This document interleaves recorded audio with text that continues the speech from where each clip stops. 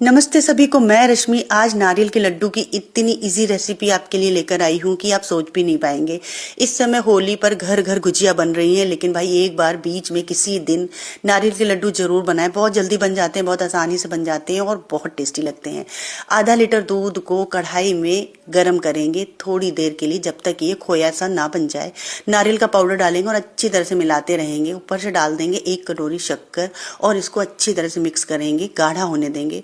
ऊपर से डाल देंगे खुशबू के लिए इलायची पाउडर और इसको खूब अच्छे से मिक्स करेंगे और साइड्स में लगाकर इसको ठंडा होने देंगे। फिर लड्डू की शेप दे देंगे और बढ़िया से बना लेंगे। लड्डू को और अच्छी तरह से बनाने के लिए मैं आपको एक ट्रिक बताती हूँ। एक चिकनी कटोरी लें, उसमें गोल गोल गोल गोल घुमाते रहें जब तक एकदम चिकना ना हो जाए। बहुत जल्दी बन जाते हैं और बिल्कुल मार्केट जैसी फिनिशिंग आती है। आपको तोड़कर दिखा रही हूँ मैं, इतने सॉफ्ट हैं, इतने टेस्टी हैं कि एक बार जरूर बनाएं। फिर मिलते हैं ऐसे ही टेस्टी रेसिपी के साथ।